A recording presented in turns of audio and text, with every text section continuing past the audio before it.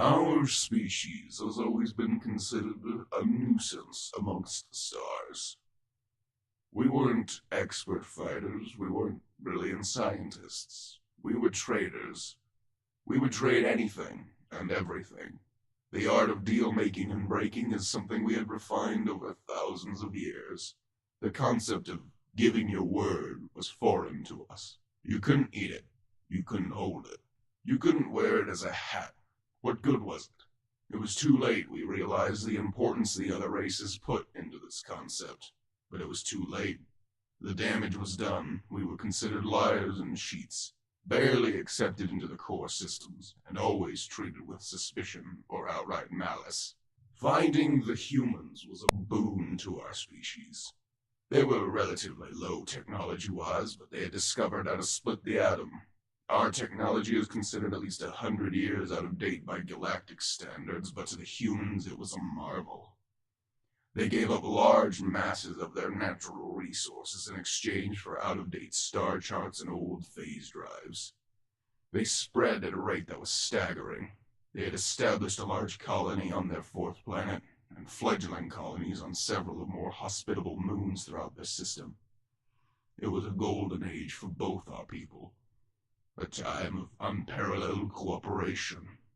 The humans were nearly as deceptive as we were. They were our greatest allies and our worthiest foes in the art of negotiation and trade. Then the wars began. An insectoid species known as the Nutari came to the conclusion that there was finite space and inevitably conflict would arise over the colonizable worlds. They struck first. The core worlds went to war. Inevitably, the other insectoid species sided with the Nutari, whose mentality was one of total annihilation. They did not require colonies immediately, so a planet would be scourged of life and given hundreds of years to recover. Whole species were wiped out. Billions died. Our world and the humans' fledgling empire was insulated from the violence. Neither of us had participated in the wars, and the core worlds had no interest in us or our pets. The core worlds defeated the insectoids and drove them to extinction. The weapon thanes of Dormont were absolutely essential to the core world's victory over the insectoids, thus they were gifted with new territory. Since much of theirs had been lost to the ecosystem-killing attacks of the insectoids.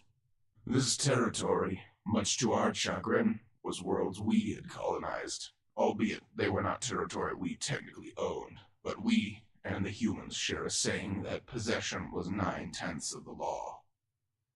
The weapon thanes gave us a year to evacuate our colony. This was not nearly enough time for the billions of residents. We appealed to the council, but were denied even an audience. They viewed us as squatters, and did not look favorably over the fact that we had not assisted them in the wars. But no request for aid had ever been asked. After a year had passed, the weapon thanes struck. Thousands died. We had no way of matching their prowess or weaponry. The humans offered us aid in defending our worlds, and naturally, we had accepted. We had no idea what horror we would be unleashing. We never paid attention to the humans' history, though it was readily available to us. It wasn't something we were interested in. They had been warring with one another throughout their recorded history. The earliest tales spoke of battle and bloodshed.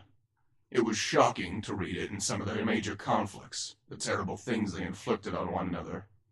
But we were desperate, and the humans offered some kind of salvation. We armed them with not only weapons, but also knowledge.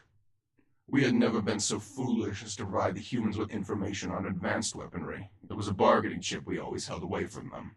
The humans had always been brilliant when it came to adapting and improving existing technology. With weaponry, it was like nothing we had seen. They took our technology in directions we had never dreamed. In months, they had advanced our weaponry further than we had in 30 years. Their initial attacks against the weapon thanes was staggering. They committed thousands of their own people and millions of credits in what we called probing attacks, merely to see what the response would be. This taught humanity one thing. They were still greatly outclassed technologically. It took 10 of their heavy cruisers to destroy a single weapon thane capital ship. The humans had a simple solution. They sent 20. Every human world in their empire became devoted to helping the war effort. We begged the humans to stop, that we couldn't bear to see what they were doing to their people, to assist a race that was not their own. They refused. They would not let us, who had never given the humans a fair deal in our entire history, who had wrung every tiny niggling concession out of them for technology that was woefully out of date, lose what was ours. The rest of the war went much like that first battle. Humanity was defeated time and time again. They would never succeed in halting the weapon Thanes' advance or pushing them off a single world. After 10 years of war, the weapon Thanes of Durmot surrendered. For the first time in 400 years, they admitted defeat. We were baffled until the humans explained the concept of a Pyrrhic victory to us. It was an idea so insane, so utterly shockingly mad, that we were terrified.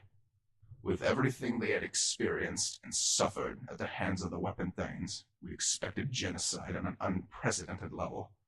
Again, the humans shocked us.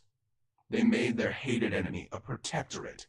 In exchange for some of the humans' own colony worlds, the weapon Thanes' technology and knowledge was used to push humanity far beyond us. They submitted a motion for us to join the council, and rammed it down the core world's throats. Who would oppose them? They had defeated the most effective military in the known galaxy, and were still on a war footing. What was most shocking was how easily they reverted back to simple explorers we knew them as. They returned to their homes, beat their swords into plowshares, and, with their new technology, continued to explore the galaxy. Now they serve as a warning to the rest of the galaxy. An unspoken threat to what will occur if they were to wake a sleeping giant and fill him with terrible resolve. Rex Delphim, 4th to Ambassador to the Sol System,